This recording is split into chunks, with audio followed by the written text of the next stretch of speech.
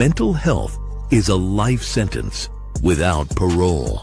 Too many of us carry invisible wounds, trauma, loss, shame, and silence. I created the Crawl, Walk, Run podcast to break that silence, to give a voice to the voiceless. This is not just a show. It is a platform, a place where authors, veterans, first responders, survivors, and everyday people can share their truth without fear of judgment. We crawl through the darkness. We walk toward healing, and we run into purpose. Together, we will build this community. This podcast is about resilience, about stories that matter, and about reminding the world that your voice could save someone's life. I'm your host, Steve-O, and this is Crawl, Walk, Run. Wilhelm Langbein lost 2 school years as a child soldier in Hitler's army, and he graduated from high school in 1951, at the age of 21 years old. In 1959, he married his Spanish pen pal, Teresa Vives. They had 2 daughters, Heidi and Graciela. After gaining a degree in law and philology from the University of Cologne, he joined the German Department of Defense in 1962.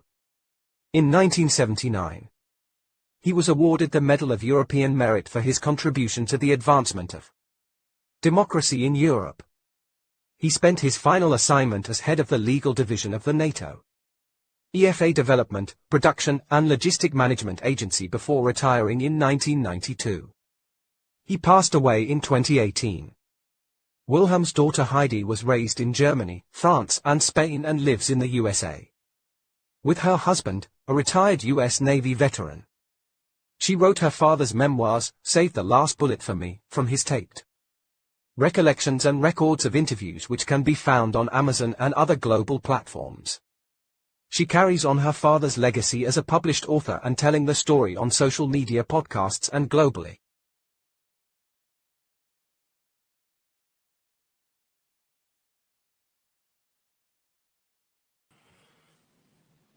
I am Steve-O.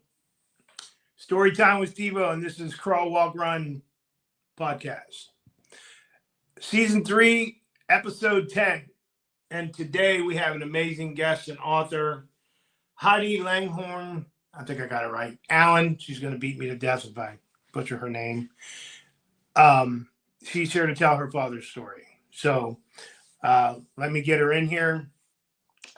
This is going to be a really good one. So if you are listening, you can go to Facebook or YouTube, and we stream Wednesdays at 6 p.m. Eastern Standard Time.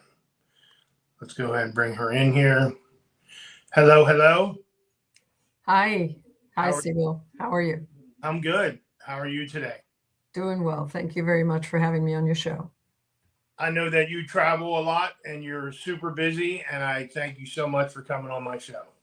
No, it is me who want to thank you. And it's a privilege to be able to be on your show and be able to tell my father's story. Yep. And I just have to shout out, you have amazing public affairs or PR team.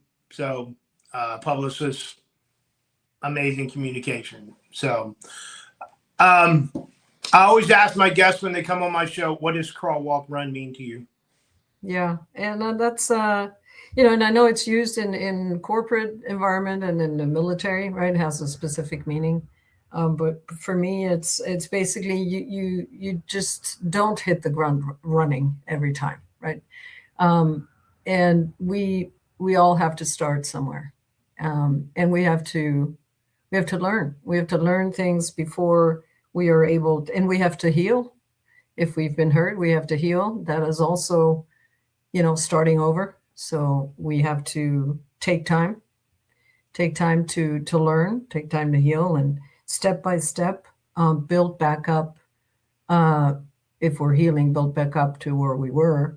And if we're learning something new, we need to give ourselves the time and build the confidence and the competence to be able to cope with whatever, is coming at us. Thank you. So this is a mental health podcast, but I also interview authors. And I truly believe, as a 6-time award-winning author, I have trauma. I believe a lot of authors that write any kind of book, even children's books, have some type of trauma or some issue that they try to bring out to put a smile on somebody's face or educate them, so that they don't go down the rabbit hole. So what is trauma to you? And if you don't have trauma, what do you do to help other people with trauma?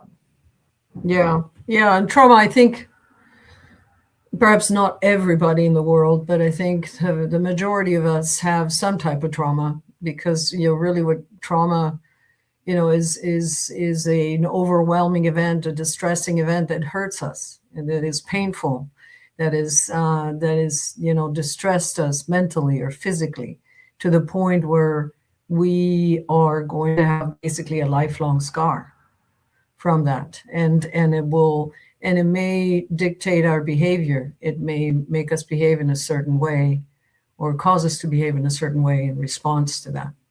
And so that's, and part of coping with the trauma is that crawl, walk, run, right? Is learning to, first of all, to recognize it, and then to accept it as a matter of fact, because it's there. And then learn to deal with it in hopefully in ways that are productive, and they're not destructive. Right? That's the challenge, I think. Okay. A lot of trauma ends up, causing people to behave in self-destructive behaviors. So what is your coping mechanisms if you have trauma, or what are your coping mechanisms to help other people? Yeah, that's a good question. I think in my case, because the trauma is generational, right? It comes down also from the parents, right, and from the parents' trauma of war. And I have 2 parents who went through wars. My father went through World War II, and my mother actually was born during the Spanish Civil War, and grew up in the brutal, post war Franco dictatorship. So I had 2 traumatized parents, and I don't know how truly I realized that I had trauma from that necessarily, but I developed coping mechanisms, and in my case, it was really fixing things. I also am the eldest child, so the outward appearance of the family had to be perfect. So I took it upon myself. It was my responsibility, as my parents weren't functioning very well, to make it all look like everything was fine. And so I went on autopilot for a lot of my life, and just buried myself in actions, right? Work, doing things, fixing things, achieving things, right? And all the while possibly maybe not analyzing really what was going on psychologically, until much later when I realized that there are limits, and we've got to acknowledge our weaknesses, and it's okay to ask for help, and that help can come in different ways. Just accepting that somebody's helping hand, be it psychologically or physically, and just accepting that, right? Accepting that and learning from it. Great. So the next 25 minutes belong to you to tell your father's story and what you've been through and what you're doing today with your father's story. All right. Yeah. All right. Sure. So I'm going to down a couple times, and I'll pop back up periodically. So stage is yours. All right. Yeah, my father was born at a very momentous time in history, I guess. He was born in 1930, and when Hitler, was already coming to power. He ended up taking full powers in 1933. He was appointed Chancellor of Germany, and took on the chancellorship with almost full authoritarian powers very soon thereafter. And he was appointed chancellor in January. In February, the parliament burnt down.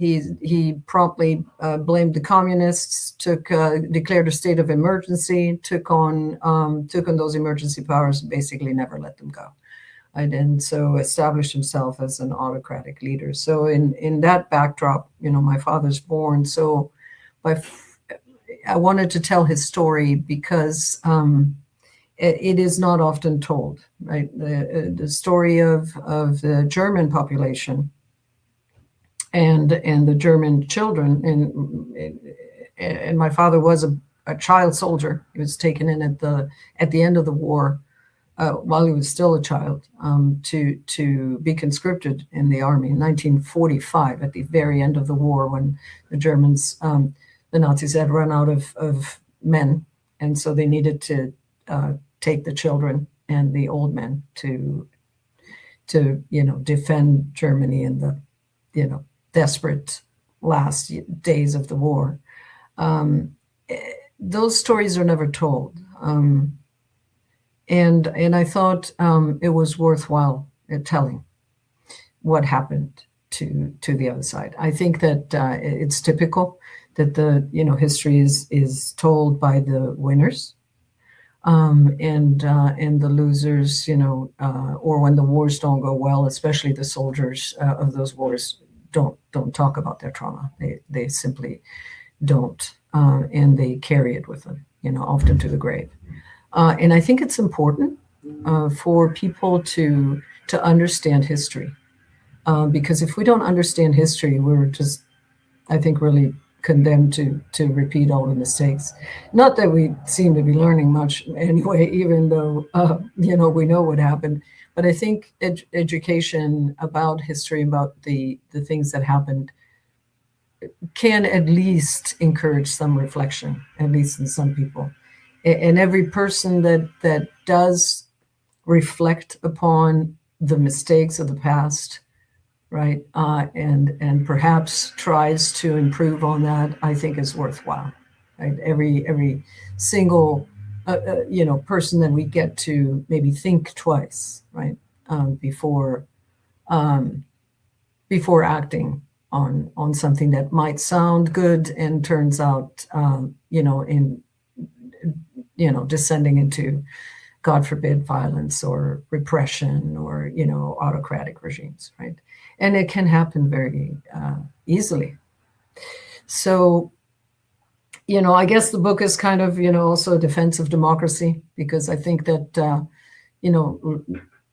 hopefully we are able to learn from past experience and the devastation that wars bring to people, in particular to the civilian population, right? The devastation and the loss of not just life, but just the entire construct of the person's life is gone and devastated and destroyed, and then having to bear that burden, right, over and over again, is something that hopefully we can improve on, right? And if we can look at the lessons of the past, hopefully we can do better. And so my father didn't talk about the war. In fact, when he came back and he finally made it back alive, which he wasn't expected to, but when he did, he was told to never speak of it again. And so he never did.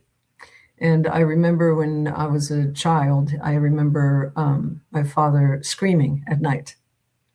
And, my mother always, I had no idea why, of course. I didn't even know my father had been in a war, right? I was a kid. And they would just tell me, oh, no, it's just nightmares, no big deal. And as I got much older, I started bugging my father as an adult already. told him, look, I think your story is really worthwhile. It's worth telling, especially because of also what he did with his life after, right?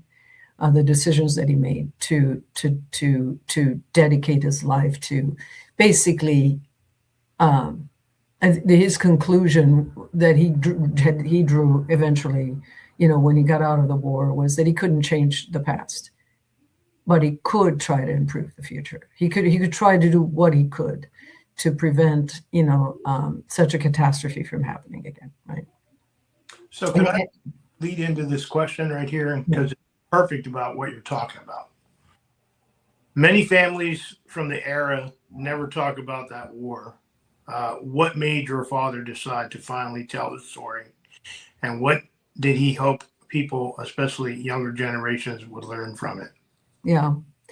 So long after he retired, I bugged him so much that he finally, I think he had time to reflect on his past. As we get older, I think we do that more. And he had time to reflect on perhaps what he wanted his legacy to be and what he wanted to pass down, right, to his children at least, and his grandchildren. And he then decided to do just that. And so he taped 16 cassette tapes in German telling his story, and he sent it to my sister and I. And basically that became the book eventually, right? And what I think what he tried to convey is that, well, first off, let's hope that we learn the lessons of the past and we don't repeat the inhumanity and the atrocities that occurred, and that we just descend a little bit from that tree branch and become civilized and work on resolving our differences peacefully. And that is what he dedicated his life to doing. He actually was helped by a British soldier, and he was still a kid, right? So he was pulled in, and I'll tell the story sequentially a little bit better here as we go. But he was pulled away from his parents by the Nazis. He was taken when he was 13 years old with his classmates in 1943, under the pretense of protecting the city kids from Allied bombing. But in reality, it was a good excuse to get these boys ready, right, to put them into the war effort, to almost certain death, because the war wasn't going well and they were running out of men.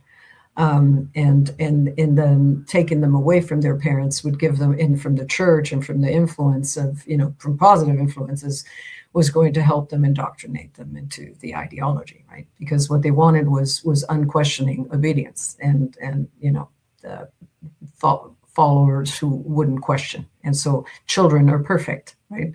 Because they can be manipulated into believing in this ideology. And so, my father firmly believed that he was defending his homeland against the Russian invasion, right? That's what he believed. And so it came to pass. And then after he finally got out alive, miraculously, and made it back, and after, being taken prisoner by, the Americans, and then being served a year of forced farm labor, he was still just 16, right? After all of that. So, he got pulled into the war in 45 at 14 years old, survived it. And then, after the imprisonment and after the farm labor, he was 16. That's when, he was completely hopeless. Right? I mean, his entire village was destroyed to 90%. He was lucky his parents didn't get killed, but a lot of family members had, of course, died. He had barely made it out, and he felt there was no future, and he was very angry. He was very angry, and I think just fear turns into anger. Fear and depression turns into anger, and he felt that he, when he started understanding what really happened, he felt betrayed. He felt that he'd been told a lie and he'd been lived a lie, and that he'd been made complicit in something he had no knowledge or control over because he was a child. And he was, and then all of a sudden he realizes, oh my God, I was part of this stuff. And so he was very, very angry and depressed for a long time. And what helped him was a British soldier, because it turns out in 46, that zone where my father is from, that area was under British occupation. And the Brits started in 46 doing like some sports events with kids, a little bit of, sort of rehabilitation. And my father, lucky for him, I think, joined that soccer team. He liked soccer. And so this British soldier kind of took him under his wing, just took a liking to him. My father spoke English. He was really good at languages, actually. And he picked up on it in school. And he was practically the only English speaker. In fact, in captivity, they had him as a translator, because he was the only one who spoke English. And the British soldier explained to him that there was hope, right? That Germany was, to some extent, going to get rebuilt, and perhaps he could contribute to that. And he kind of put that seed in his mind of the, a possibility of Germany being just reincorporated and rehabilitated and being part of a greater Europe, a democratic Europe. And that was really the thought, right? That was that thought that led to NATO and that led to the European Union eventually. And so, I think that's what planted the seed in my father's head. And he decided then to study law.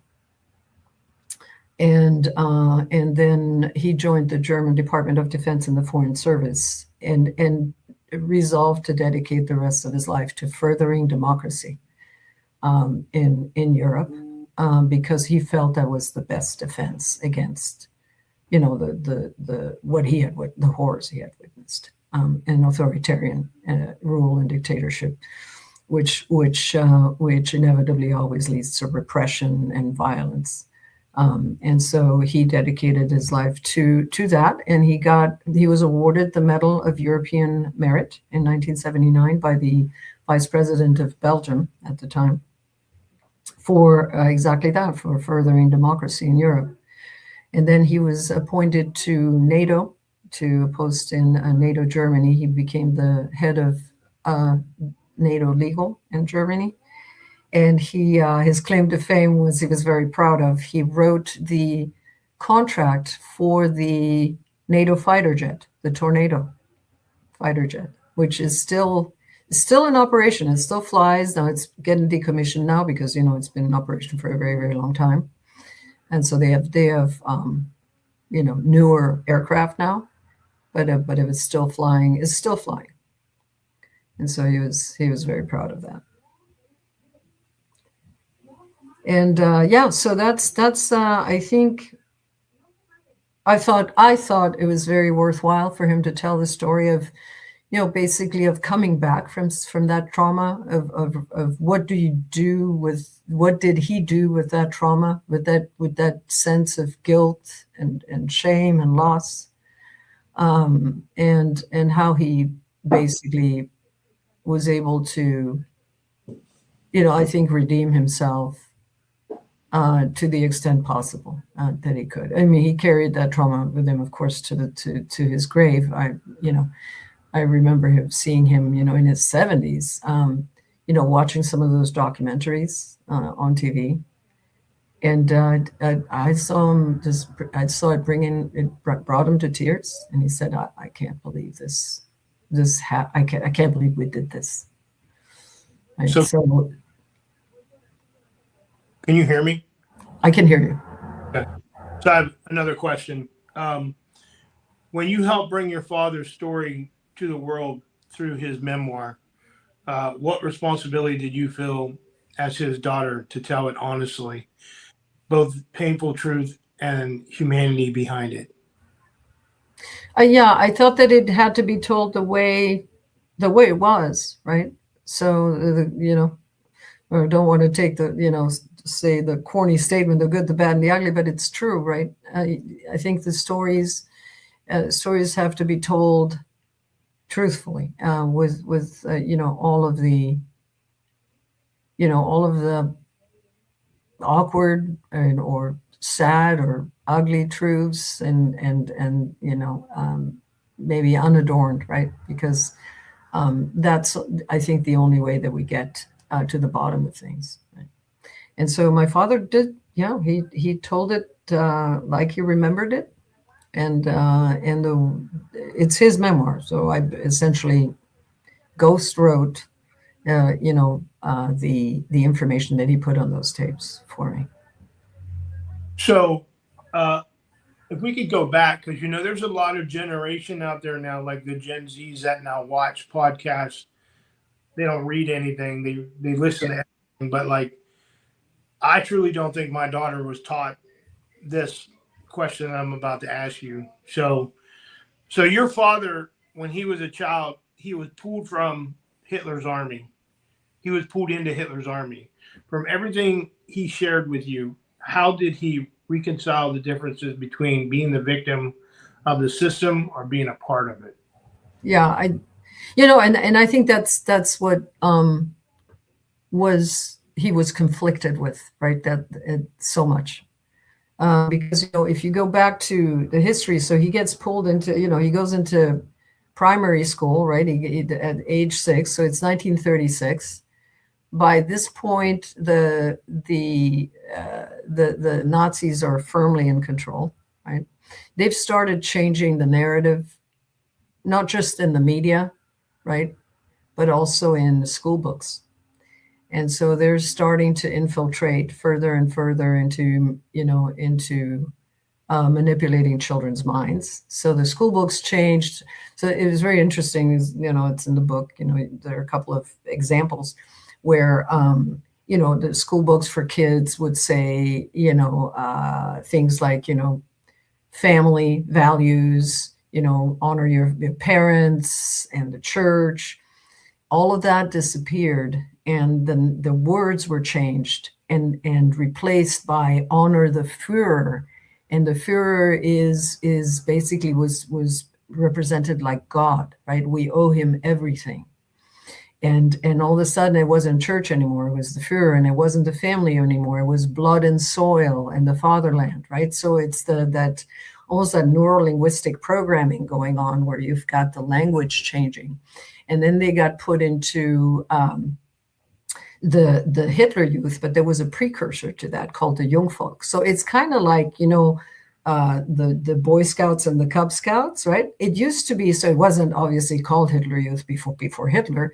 These associations existed. They were just like the Boy Scouts, right? Hitler took them over because that was another mechanism to get these kids and capture them and fill their minds with what they wanted them to know, right? And what better avenue than getting, especially young boys, right, and outdoor activities. I mean, they love that, right? And then on top of it, right, these kids like Cub Scouts, same thing. The young folk, they started them at 10 years old. And oh, guess what? It used to be voluntary, but then it wasn't. So by the time the war started in 1939, that was mandatory. So when my father gets into, gets to be 10 years old, he is pulled into the Jungvolk. I mean, it wasn't like an option. You did it, right? You were automatically enrolled. And so, and he recounts enjoying it because they were just outdoor games for kids, right? But what they were being taught, right? It was insidious, right? It was the paramilitary marches, the allegiances to the Nazi ideology, the military songs, the games were games, but they had a specific purpose and focus, right? It was like target practice, or throwing toy grenades and hitting the mark, things of that nature, right? So kids didn't even know that they were being indoctrinated, but that's exactly what was being done, right? And so, in these kids during the war, 10 to 14, they're in that organization. Then they go to the Hitler Youth from 14 to 18, and those kids that graduated from Hitler Youth were immediately put into the military, right? So my dad's too young, right? So my dad's 10 in 1940. Come 1943, they've got another organization called the KLV, which was is Kinderlandverschickung, which means loosely translated is like the relocation program for kids to the countryside. And that was purportedly sold to the parents as a very important way to protect the city children from Allied bombing, right? Because, it's 43 already, so things are getting ugly. And the cities are getting pummeled, especially the area where my father lived. It was in heavy steel industry area, so that was getting bombed very heavily. So it was a great excuse, right? But problem was that parents apparently failed to muster enthusiasm for the program because, they were taking the kids away and they didn't know where they were putting their kids. So the parents didn't very voluntarily go along with the program.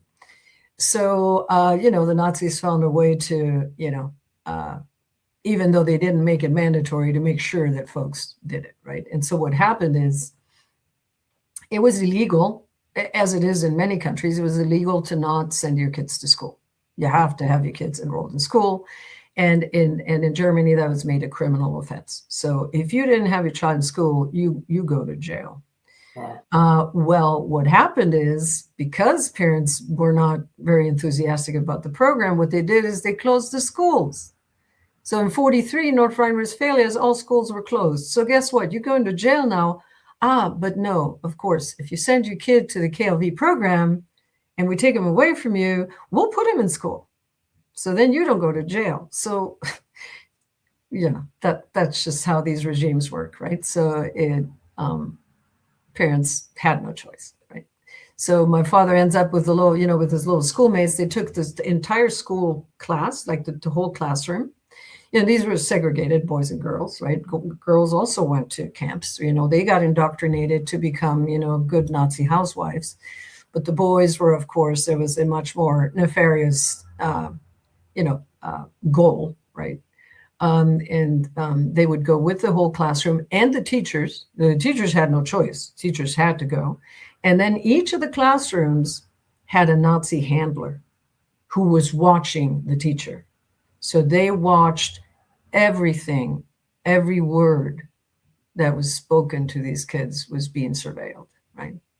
That was their surveillance mechanism, right? And all the reports went back to headquarters. And, the Germans were very, very well organized, so they had that down pat, right? And there's a picture in the book of my father sitting in a mess hall, in fact, with the Nazi handler standing behind him while they're eating their beet soup. What is a Nazi handler? A person from the Nazi party who is basically there to surveil your every move, right? And to report back to headquarters if the teacher was behaving and teaching them what he was supposed to be teaching them, and making sure these kids didn't, fall out of line, right? Was it the teacher always a man? The teacher for the boys was a man. Oh, okay. It was a man for the boys, right? So they took him away in 1943, and then a train took him away from, northwestern Germany, where he was from, all the way to the deep south. So very, very far away by the Swiss border. And actually, he was sort of lucky the first year because they put him in with a host family. Not everybody got to get a host family. A lot of them were put in camps. He ended up in a camp in the end as well, but he was with the host family. The host family didn't have a choice either. Right? They were just told you're going to take in these kids, no subsidies, no help, no nothing. You're just going to do what you got to do. And he remembers eating soup made out of flour because that's all they had. So the host family had 6 kids already. So now they've got him. They've got 7 mouths to feed. And the lady, and the man was at war. So it was just the lady with the 7 kids and no money. And so they would eat once a day, they would eat this flour soup. So they literally burnt flour with water in a pan. And that was what they ate, right? And so So anyway, and you know, and that's what happens in war, right? And then it got worse, you know, and the bombings started becoming pervasive everywhere. So they did move my father to a camp. But before that happened, the SS showed up. So the SS showed up at the host family, you know, in that area where the kids had been pulled away from their parents and were sitting in these remote areas. This SS came and picked out the strongest boys. Well, my father happened to be tall and strong, so he was picked with another 2 classmates. From his classroom, they picked 3, and it was my father and 2 more boys. And they said, you have been bestowed the absolute greatest honor of your lives. You get to lay your life down for the Führer. Yay, right? So here he's 13. And, well, what are you going to say, right? So you just salute and you thank him, and because it's not like you have a choice. And they said, well, you've got, you're going to go to training for 2 months. We're going to train you in how to handle the weapons. And then you're going to go back to school. And then when your time comes, you'll know, we'll call you. And yes, sir.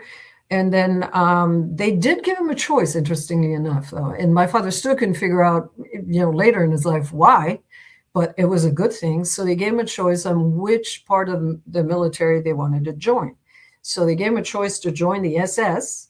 And apparently these SS officers sold that pretty heavily. And they were like, oh, you're going to eat well and you'll be able to see your parents and stuff. And then, or you go just to the regular army. And they, all 3 of them, signed up for the regular army immediately because, you know, in his own words, they'd figured out by that point that the SS was really creepy, right? So even with the limited, you know, exposure that they'd had really to the war itself, right? They could instinctively tell. He said, my father would say that his skin would crawl when he saw them. Right. And so they were just creepy. And so they all said, no, we'll take the army. So anyway, they do take him to a camp for 2 months. You know, they learn how to use a flamethrower. Well, it's not a flamethrower. It's like a bazooka. It's called Panzerfaust. And it's a one-shot weapon, but it's essentially an anti-tank missile thrower, like a bazooka.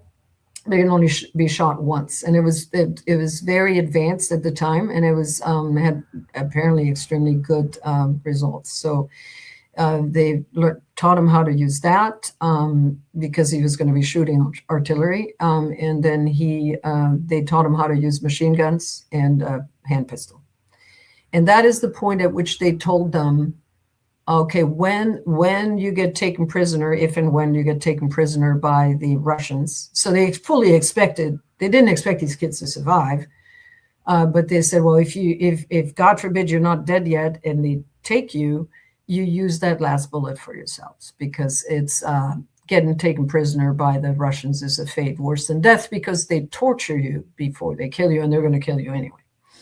So you might as well just use the last bullet for yourself. So that's the, you know, instruction they got, and then they got put back in school. And then come 44, the end of 44 now. So they moved them to this remote mountain spot. Now there's no food there at all. So they're having to scramble and find their own food. Like basically they get beet soup. That's all they get. And these are growing kids, right? So there's the youngest are 10, and the oldest are 15. So that's the age range of the kids that were there, and they're basically reduced to having to steal. And so they go at night and they try to break into homes and cellars, and they found a butcher shop, so they got some food there, you know, and they were able to ferret it away. And then so the SS shows up now again, because now fast forward, it's February 45. So it's almost the end of the war. They're desperate, right? And so the SS shows up, obviously, you know, we can figure out what's going to happen next, but, you know, so they set up shop and they have food, right? They're well stocked. So this one kid from my dad's class decides that it would be a good idea to go steal from them. Unfortunately, that didn't end well. So he gets caught. He does it. He gets caught. He had swiped. My father was still. That was one of the things that really traumatized him.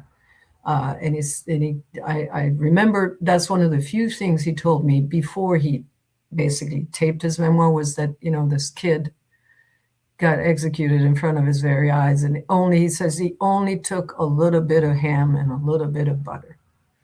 Right. And so what happened is he got caught. The SS punished stealing from the SS with death by firing squad, no matter how old you were. So this kid was presumably 14, or certainly not older than 15. So they said he was vermin and needed to be exterminated, and everybody who disobeyed the Nazi regime would encounter the same fate. So they did this very much on purpose, right? So they took the kid and they made all of the kids watch him being executed by firing squad in front of them. It's just that's, I think, when my father first realized, okay, this is a very serious business, and there's something wrong.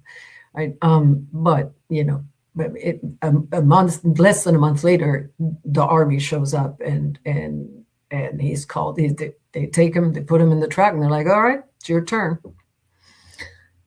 So he's there with his, two schoolmates, and they get them to the Russian front, which wasn't Russia, of course. The Russian front was in Austria, right? The Russians had already advanced to Vienna. So the famous Battle of Vienna, my father didn't know this until way after the war, that he had actually been in the precursor war battle of the Battle of Vienna.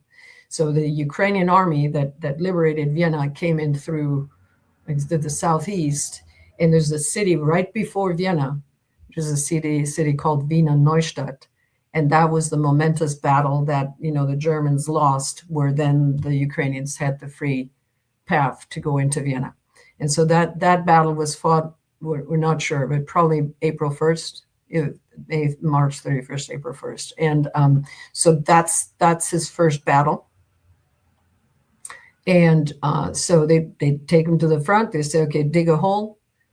So they had the kids, everybody dig their foxholes. They would stand in there. They gave them 4 of these one-shot, missile thrower, anti-tank weapons. And remember, you can only shoot them once. So you're done. You have 4, that's it. And then you have the machine gun and the pistol. And so they had to just wait for the Russians, right, to show up, and show up they did. And so this weapon also could only be fired at a certain distance. So, and the distance was 20 meters, which is 60 feet, give or take, right? So not very far. And these tanks are enormous. So I can only imagine, my father said that he kind of lost all his hero's blood, when he saw those things. And he estimated more or less the distance with, I think it was like a rock or something that he saw, and he figured that was about 20 meters. And he got lucky. My father actually was a very good shot. He had good aim. And so he was able to fire off his 4 and hit the 4 tanks. So he hit 4 tanks, but they just kept coming. He says it was an avalanche of just, chaos, right? I don't know how any soldier, we're perfectly honest, can figure out what is going on in a battle, because it has to be complete chaos, right? So he fires, he doesn't die. He sees his comrades being run over by the tanks because they missed the shot and being crushed. And then the tanks, what they did is they would make sure that the kids, they didn't know if they were kids, but that the soldiers in the foxholes would die. So they would turn the tanks on the hole to make sure the person was dead, right? And so he's watching all of this happen. So anyway, he, like in any battle, right? And he's still alive. He shoots all of his ammunition because the Russian soldiers were coming behind the tanks, right? With and the Russians had bayonets. And so he's, he finishes whatever he's got, the ammo in his machine gun, and then he remembers the advice of the last bullet, right? So he's got one bullet left, and he jumps out of the hole and literally jumps, like he's face to face with the Russian soldier. Like the Russian soldier is like inches away from him, and he's pointing. The Russian soldier's pointing his bayonet at his gut. So, I mean, it must have been split second, right? I guess it's instinct. He pushed off with his machine gun, deflecting the path of the bayonet from the gut, which would have killed him, to the leg. So the bayonet sliced open his leg, his entire leg. And so that's why, he almost bled to death. But in that split second, he used that bullet to kill the kid. And he said he remembered just the split second looking into his eyes, and he realized that kid was no older than he was. He was maybe 15, 16 himself, right? And so he was bleeding to death, but luckily some comrades saw him because he was just sitting there and tourniqueted his leg and dragged him to safety. So that's how he survived. So I think American history is very important. A lot of generations are not being taught what you're speaking about. So after hearing your father's story your whole life, what do you think the world still misunderstands about young soldiers who were caught inside that system?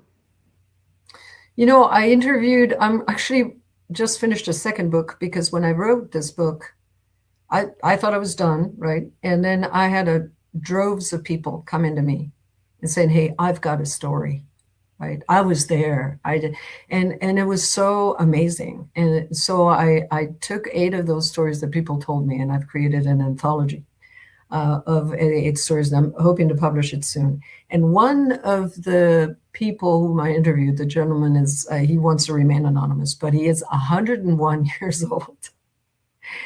And he was an American soldier who went with the liberation forces.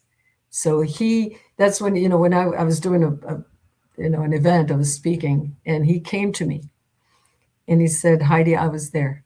I was there in May of 1945 in Munich, guarding detention camps, which is where my father was. He was in one of the detention camps. Because I may have even seen your father, who knows, right? And he said something, and he said, soldiers don't create orders. They just follow them, right? Soldiers, even soldiers who volunteer, of course, the soldiers who get conscripted truly have no choice, right? But even the soldiers who volunteer, the soldier volunteers, I think, just out of the desire to serve his or her country to the best of his or her ability, right? And then forces much greater than us, right, over which we have no control, make, geopolitical decisions that, as my father said, when he got out of it and realized what really had happened, that those were events that were completely out of his sphere of knowledge or control. And so, and while we're not, I would say one should never see oneself as a victim, really, especially children and civilians certainly are, because, it's a circumstance that they can't, it's very, very difficult or almost impossible for those circumstances to be changed. And so you end up having to cope and having to respond in the best way you can, in the most human way, I would say, that you can, to, the cards that you're being dealt. Because you can't influence, mostly, you can't influence what happens. You can influence how you respond to it, though, right? You can, that's the only thing you can do, right? Well, it sounds like your father has an amazing story. how old was he when he passed? He was just shy of 88. Okay. He passed January 3rd, 2018. And when I told him I was going to write a book and made him famous, he laughed out. He was like, oh, Heidi, come on. Are you kidding? Because, the story, he told it, finally relented because I bugged him some other, and he realized, yes, this is, I do want to leave this information for my family, right, for my descendants. But then I told him, I was like, oh, I'm going to make you famous. I'm going to write a book, right? He just laughed so hard. He never thought for a minute I would do it. So, You have a very successful story, and I'd be curious about the second book that you have coming out. If you could, after this, you drop the links to me, and I'll build for next week all the links and everything in the bio for the show. But I just wanted to let you know that it's been a privilege having you. Is there one last thing that you would give to like everyone, even if you're a struggling author? How long did it take you to write this book? It took me about 4 years. I work full time, so it didn't, I couldn't, it might have been a little faster, right? If I'd been a full-time writer, but, it's a labor of love, right? It takes, I think it's like everything else in life. It's whatever you think is your priority, or you want to make it a priority, you're going to make it happen, right? But yeah, it took a while, and obviously it has to be, I taught myself how to write, I went to courses, right? Because it also, there's a craft. I mean, you've got to be able to articulate the information so that it would be accessible to the reader and interesting, right? And engaging. But yeah, I think that it's very important. I think preserving history is part of preserving democracy. Is there any terminology? Can you hear me? Yeah. Is there any terminology in your book that's like in German? Yeah, but I always translate it. So if there's a German word, the English word follows so that people can understand. Okay. And there's a bibliography at the end for folks who would like more information. Okay. So is there anything else you would like to disclose to the audience? No, I think that again, thank you for having me on the show. I think it's important to continue to talk about trauma, to talk about PTSD, to talk about wars and the destruction and devastation of it, so that perhaps we can figure out a better way to resolve conflicts, and a way to help each other, right? Well, I'm going to show one more picture here of the book. And let everybody know it's on Amazon, right? It is. It's available on Amazon or Barnes and Noble, anywhere where you can buy a book. In fact, if you go to your, a bookstore, they could order it for you as well. And on my website, Heidi Langbein author. Softback and hardback? I'm sorry? Softback and hardback? Yeah. Yes. And also audio and Really? Kindle. Yes. Okay. Yes, there's an audio version. Audio, because like I do audiobooks. Yeah. Yeah, there's an audio version. Yeah, as a British gentleman who has his own World War II podcast, was kind enough to do the audio version. He did the German too in it? Yeah, he knows a little German, so he did the best he could. It's a good audio. It's very entertaining. He did a good job. So this is your father right here, who passed away in 2018? Yes. Okay. So, and where did he finally reside when he left? Yeah, so he you had a little clip at the very beginning. So he ended up marrying his pen pal, college pen pal, my mom, who was Spaniard, And, she had her share of trauma because, as I mentioned, she'd been born in the Spanish Civil War and then went through that fascist regime, the Franco regime after the war. And he married her in 1959. And so in the end, after his long career with the Foreign Service, he ended up retiring in Spain. Because he'd promised my mom, he dragged her all over the world, in different countries, very much like a military wife, right? When you work for, the government. And so she made him promise that they would retire in Spain, and that's what they did. And so he did pass away in Spain. Wow. Yeah. So I wanted to thank you very much.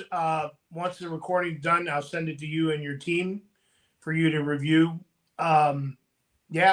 This is going to stream Wednesday. All right. The 11th at 6 p.m. Eastern Standard Time. So I don't have anything else. Thank you very much for coming on the show. Yeah. I'm going to pop you down and just do my closing and then push my show with the PTSD message and then close my show out. So It's been an honor. Thank you very much.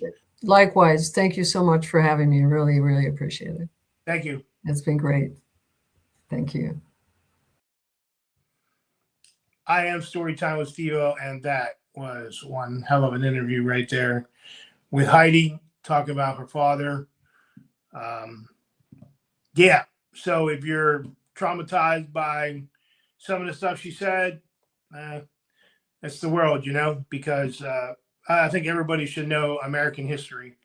And I don't even think they teach what she talked about in the school anymore. I don't think my daughter even knew what SS was or Nazi or anything. I mean, I know my daughter didn't know that I went to Iraq. She said they didn't even teach that in school. So this was Crawl, Walk, Run, Season 3, Episode 10. And I'll see you on Wednesday. So I will talk to you later.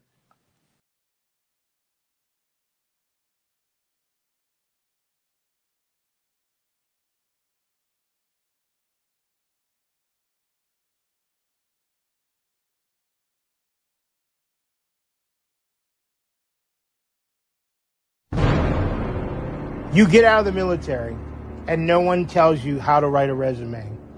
You are handed a DD Form 214, your certificate of service, and suddenly you're on your own.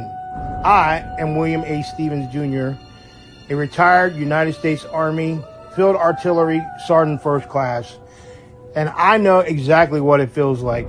I am also a 3-time award-winning author and an Eric Hoffer Book Award winner in 2025 for The Broken Mirror.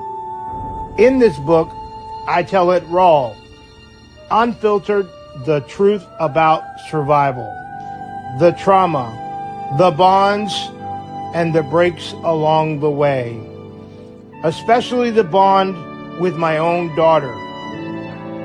If you are leaving the uniform life, feeling lost and disconnected, unsure of who you are, here's how it is. You are not failing. It takes time. You are not alone. The Broken Mirror is more than my story. It is a guide, a hand to hold, a way to face the silence, step back into purpose, and find your voice again. And don't be left in the silence. But I'll tell you, the grass is not greener on the other side. Crawl, Walk, Run has been brought to you by Storytime with Steve-O. And speaking for the once in silence, we are the voice of the unheard. If you have a story, please reach out. Till